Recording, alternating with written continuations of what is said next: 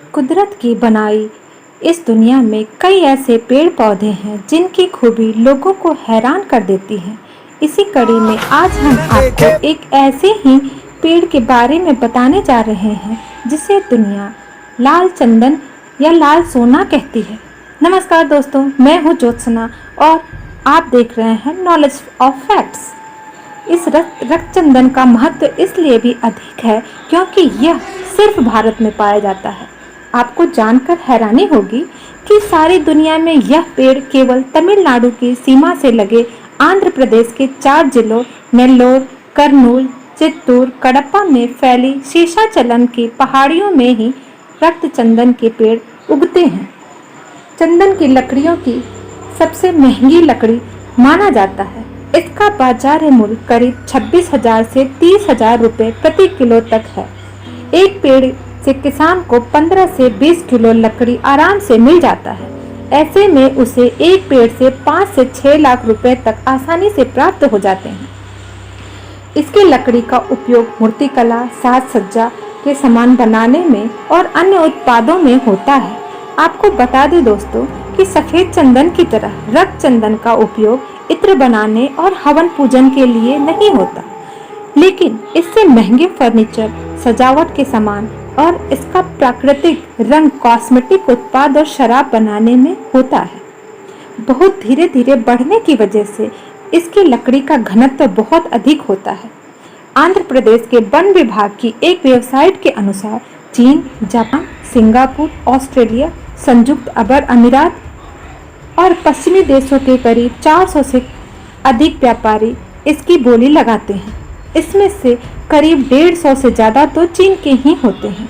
यह तो लाल चंदन पाने की ऑफिशियल तरीके हैं। गैर कानूनी तरीके से लाल चंदन की तस्करी होती है और यह काल में कई सारे मामले सामने आए हैं, जिसके कारण हमारी सरकार ने शेषाचलम की पहाड़ियों की सुरक्षा बढ़ा दी है। इसकी तस्करी अब पानी में बहाकर और उसका पाउडर बनाकर भी की जाती है। हालांकि कुछ वर्षों से हमारी सरकार इसे रोकने में अधिक सफल हुई है। आज भी वर्तमान समय में लाल चंदन की मांग सबसे अधिक चीन में है, क्योंकि वहां पर इसकी लोकप्रियता 14वीं शताब्दी से अभी तक चलती आ रही है। दोस्तों बता दें, पहले जापान में भी इसकी काफ़ी डिमांड थी। शादी के वक्त दिए जाने वाले पारंपरिक वाद्य यंत्र बनाने के लिए लाल चंदन की लकड़ी इस्तेमाल होती थी, लेकिन अब यह परंपरा धीरे धीरे खत्म हो रही है, इसलिए वहां इसकी मांग भी घट रही है। चीन की दीवानगी लाल चंदन की लकड़ी के प्रति इतनी है कि आपको बता दें कि रेड सैंडलवुड म्यूजियम नाम से एक विशेष संग्रहालय चीन में बनाया गया है, जिसमें लाल चंदन के फर्नीचर, सजावटी सामान रखे गए हैं।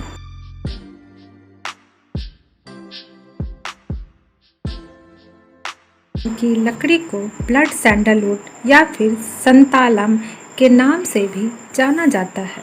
इसका वैज्ञानिक नाम टाइरोकॉर्ड्स भी है।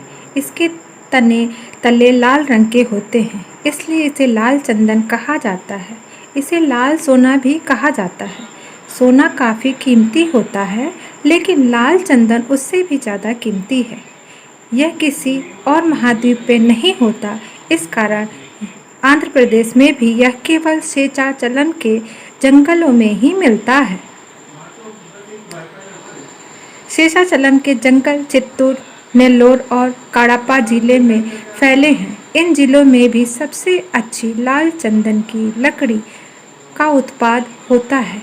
यहाँ ही ये पेड़ फलते और फूलते हैं। यहाँ पे भी और किसी जंगलों में लाल चंदन की लकड़ी नहीं पाई जाती। ये इसकी सबसे बड़ी खासियत है कि ये दूसरे मिट्टी में नहीं होते हैं। हालांकि आज किसान दूसरे जगहों पर लाल चंदन का उत्पाद करने लगे हैं, परंतु जैसे शेषाचलम पहाड़ियों में मिट्टियाँ होती हैं वैसे और जगह नहीं होती। हमारे शेषाचलम के पहाड़ों पर यूरेनियम, आयरन, ग्रेफाइट और कैल्शियम है। यह स्थिति पेड़ों के उगने के लिए काफ़ी अच्छे हैं। इसलिए शेषाचलम पहाड़ों में यह अनुपात काफ़ी बेहतर होने के चलते यहाँ के पेड़ अच्छे से उग पाते हैं। शेषाचलम के पहाड़ों में उगने वाले पेड़ 20 साल में तैयार हो जाते हैं, जबकि किसानों को इसे अन्य जगहों पर उगाने में 30 से 40 साल लगते हैं। लाल चंदन की लकड़ी का औषधीय गुण इस्तेमाल भी होता है, जो औषधि के लिए इस्तेमाल किए जाते हैं और बहुत सारे इससे दवाइयाँ बनते हैं। कुछ दवाइयों में इसे मिलाकर प्रयोग किया जाता है और फिर इसका इंस्ट्रूमेंट जो कि वाद्य यंत्र होते हैं वो बहुत ही महंगे बिकते हैं। चीन में और जापान में इसकी डिमांड बहुत है। जापान में जो पहले के लोग थे वो शादी ब्याह में ऐसे इंस्ट्रूमेंट दिया करते थे। चीन और जापान के लोग लाल चंदन की लकड़ी से बर्तन भी तैयार करते थे।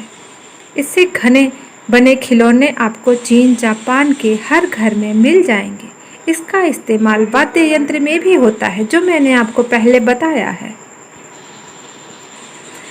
वाद्य यंत्र बनाकर लाल चंदन की लकड़ी से बने सामानों को वहाँ शादी में तोहफे के तौर पर दिया जाता है।